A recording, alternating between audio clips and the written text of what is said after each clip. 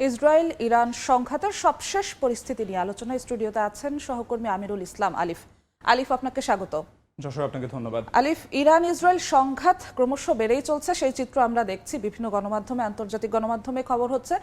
যেমনটা আমরা জানি যে ইসরায়েলের প্রতিরক্ষা ব্যবস্থা নিয়ে সবসময় খবর ছিল যে তাদের প্রতিরক্ষা ব্যবস্থা অনেক শক্তিশালী, তাদেরকে ভেদ করা এত সহজ না। কিন্তু যখন ইরান ইসরায়েল সংঘাত শুরু হলো, দেখা গেল ইসরায়েলের প্রতিরক্ষা ব্যবস্থাও কিছুটা নড়ে গেল। আজ সকালেও সবশেষ যতটুকু তথ্য আছে আমরা প্রতিবেদনে দেখলাম যে ইসরায়েলে হামলা চালানো হয়েছে, বেশ কিছু শহর তেল আভিভ সহ বলছিলেন। এই জায়গায় আমি একটু যোগ করি, শুধুমাত্র হামলা নয়, কিন্তু ইসরায়েলের প্রধান স্থাপনা লক্ষ্য করে, 4টি ভিন্ন ভিন্ন প্রধান স্থাপনা লক্ষ্য করে আজ সকালে কিন্তু ইরান কি ক্ষতিগ্রস্ত হচ্ছে।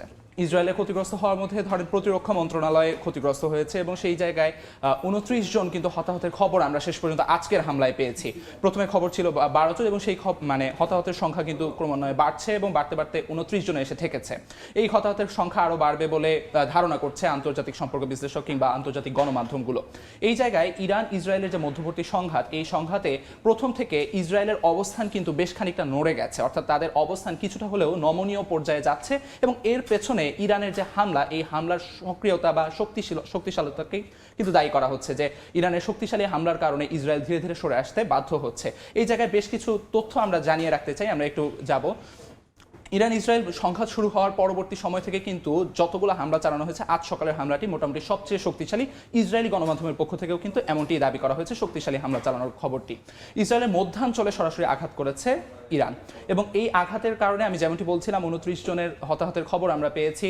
এবং এর আগে ইরানের এই হামলার পেছনে যদি আমরা একটু তাকাই, ইসরায়েল কিন্তু হামলা চালিয়েছিল তেহরানে এবং তেহরানের দক্ষিণাঞ্চলে জ্বালানি যে ঘাঁটি রয়েছে, জ্বালানি ঘাঁটির জ্বালানি ডিপোতে তারা বিস্ফোরণ ঘটিয়েছিল এবং এর মধ্য দিয়ে কিন্তু তারা চেয়েছিল ইরান যে হামলা চালাচ্ছে, পারমাণবিক যে ব্যালিস্টিক ক্ষেপণাস্ত্র হামলা চালাচ্ছে, এই হামলার যে মূল চালিকা শক্তি অর্থাৎ জ্বালানি শক্তি, সেই জ্বালানি শক্তিটিকে নষ্ট করে দিতে চাচ্ছিল তারা।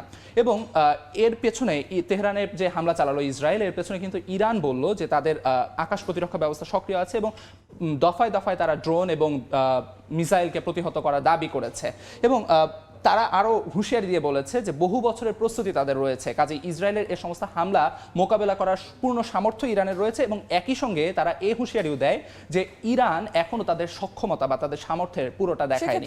ইরানের কি পারমাণবিক হামলা চালানোর কোনো পরিকল্পনা বা এমন কোনো আভাস পাওয়া যাচ্ছে কিনা?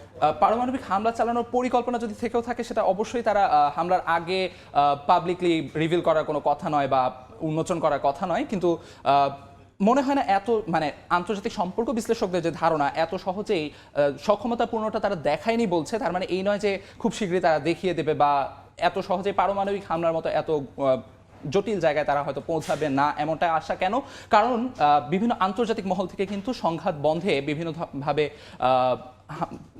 চালানো হচ্ছে, যে সংঘাত বন্ধে যে আহ্বান জানানো হচ্ছে। এবং এই জায়গায় আমরা আরো কিছু জিনিস একটু দেখিয়ে রাখতে চাই। বিভিন্ন সময় কিন্তু আমাদের আন্তর্জাতিক মহল থেকে ইরানের পক্ষে বা বিপক্ষে, ইসরায়েলের পক্ষে বা বিপক্ষে বিভিন্ন জায়গা থেকে বিভিন্ন ধরনের কথাবার্তা এসেছে এবং আমি যে জন্য শুরুতে বললাম যে ইসরায়েল তাদের জায়গা থেকে কিছুটা সরে এসেছে, তার কিছু প্রমাণ আমরা এখন দেখতে পাচ্ছি।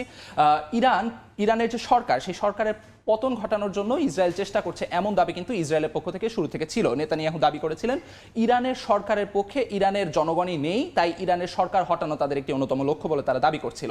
কিন্তু আজ সকালে ইসরায়েলের পররাষ্ট্রমন্ত্রী তিনি কিন্তু স্পষ্ট জানিয়ে দিয়েছেন ইরানের সরকার উৎখাত ইসরায়েলের কোনো লক্ষ্য নয়। এবং একই সঙ্গে গতকাল মার্কিন প্রেসিডেন্ট ডোনাল্ড ট্রাম্প যেমনটি দাবি করেছিলেন যে ইসরায়েলের হামলার অন্যতম লক্ষ্য ছিল খামেনিকে হত্যা করা এবং এই পরিকল্পনাকে তিনিই নাকি ভেটো দিয়ে আটকে দিয়েছেন। তবে ইসরায়েলি পররাষ্ট্রমন্ত্রী কিন্তু আজ সকালে বলেছেন খামেনিকে হত্যা তাদের পরিকল্পনার অংশ ছিল না।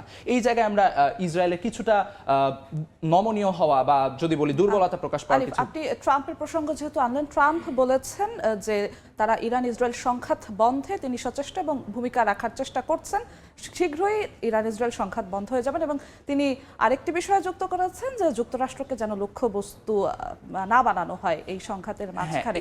ট্রাম্প কি কোনো ভূমিকা রাখতে পারে সংঘাত বন্ধে? উনি দফায় দফায় ফোন আলাপ করছেন, বিশ্ব নেতাদের সঙ্গে আলাপ আলোচনা হচ্ছে, উনি বলছেন উনি চেষ্টা করে যাবেন। কিন্তু এই জায়গায় আমার কাছে আমাদের যেটা ধারণা সেটা হচ্ছে যে ইরানের পক্ষ থেকে কিন্তু ইসরায়েলকে সহায়তাকারী রাষ্ট্রগুলোকেও টার্গেট করার একটি পরিকল্পনার কথা এসেছিল এবং তারপরে কিন্তু ডোনাল্ড ট্রাম্পের এ ধরনের মন্তব্য এসেছে। জি আলিফ, আমাদের সঙ্গে যুক্ত হওয়ার জন্য আপনাকে অসংখ্য ধন্যবাদ। দর্শক, আমাদের সঙ্গে ইরান ইসরায়েল সংঘাত নিয়ে আলোচনার জন্য যুক্ত হয়েছিলেন সহকর্মী আমিরুল ইসলাম আলিফ।